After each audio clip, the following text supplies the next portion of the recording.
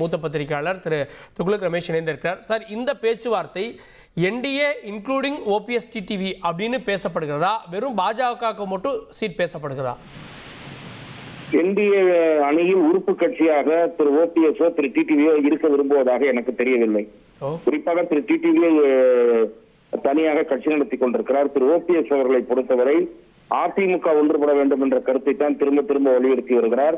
மத்திய உள்துறை அமைச்சரை அவர் டெல்லியில் சந்தித்த போது, அண்மையில் சந்தித்த போதும் அதிமுகவில் இணைய வேண்டும் என்ற விருப்பத்தை தான், எல்லோரும் இணைக்கப்பட வேண்டும் என்ற விருப்பத்தை தான் வெளிப்படுத்தினார் என்று அவருடைய கட்சியைச் சேர்ந்த நிர்வாகிகளை என்னிடம் கூறினார்கள்.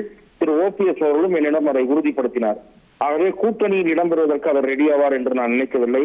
திரு டிடிவி தினகரனும் தேசிய ஜனநாயக கூட்டணியில் இடம்பெறுவதை விட நடிகர் விஜய் தலைமையிலான தாவேகாவில் இடம்பெறுவதைத்தான் கூடுதல் அவருடைய கட்சியினுடைய விருப்பமாக இருக்கிறது என்று நான் கேள்விப்படுகிறேன். ஆகவே ஓபிஎஸ் அந்த கூட்டணியில் ஒரு உறுப்பு கட்சியாக இருப்பார் என்று நான் கருதவில்லை. பாரதிய ஜனதா கட்சியை பொறுத்தவரை திரு பியூஷ் கோயல் அவர்கள் நியமிக்கப்படுவதற்கு முன் மாநில அளவில் பாரதிய ஜனதாவினுடைய கோர் கமிட்டி நடந்த போது அந்த கூட்டத்தில் தொகுதிகளுடைய எண்ணிக்கையை விட எந்த தொகுதியை கேட்டுப் பெறுகிறோம் என்பதுதான் முக்கியம் என்று சொல்லியிருக்கிறார்கள். சென்ற முறை அதிமுக பாஜகவுக்கு ஒதுக்கிய தொகுதிகளில் பல தொகுதிகள் பாஜகவுக்கு சுத்தமாக வெற்றி வாய்ப்பே இல்லாமல் அதிமுகவுக்கும் துளி கூட நம்பிக்கை அளிக்காத தொகுதிகளை பாஜக தலையில் கட்டியது. அந்த மாதிரியான தொகுதிகளை இந்த முறை எந்த காரணம் கொண்டும் தரக்கூடாது.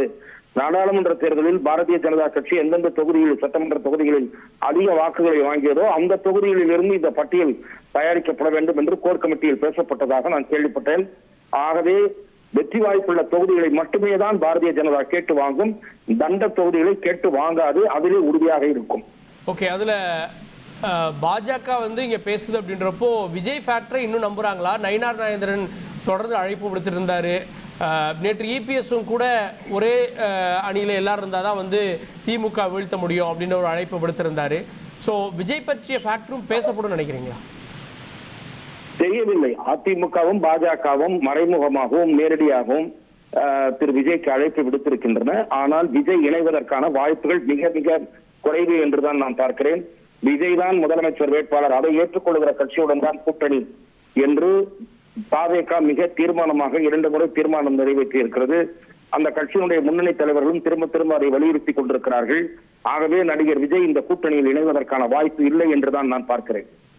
இதுல ஓபிஎஸ் திரும்ப கட்சிக்குள்ள இணைவதற்கான அந்த சமிக்கை கிடைக்கல அப்படின்றப்போ அவருடைய முடிவு என்னவா இருக்கும்? என்டிஏக்குள்ள அவர் வர விரும்பல, கட்சிக்குள்ள சேரணும்னு நினைக்கிறார். அதுக்கு இபிஎஸ் சம்மதிக்கல. என்ன முடிவெடுப்பாரு ஓபிஎஸ்? அவருக்கு நிறைய வாய்ப்புகள் இருக்கின்றன. தாவேகா, குறிப்பாக தாவேகா என்கிற வாய்ப்பு இருக்கிறது. இது தவிர திமுகவிலும் அழைப்பு விடுக்கப்படுகிறது என்று நான் கேள்விப்படுகிறேன். திமுக கூட்டணியில் இடம்பெறுவதற்கு இல்ல அது மாதிரி தகவல்கள் திமுக கூட்டணியில் இடம்பெறுவதற்கு டிடிவியும் தயாராயிட்டார், ஓபிஎஸ் தயாராயிட்டார் அப்படின்லாம் பேசப்படுகிறது. ஆனா எந்த அளவுக்கு பாசிபிள்? அதிமுகவில் இருந்துட்டு திமுக எப்படி அவங்க போவாங்கன்ற கேள்வி இருக்குல்ல. திமுகவில் இணைவது என்பது வேறு, திமுக கூட்டணியில் அங்கம் வகிப்பது என்பது வேறு.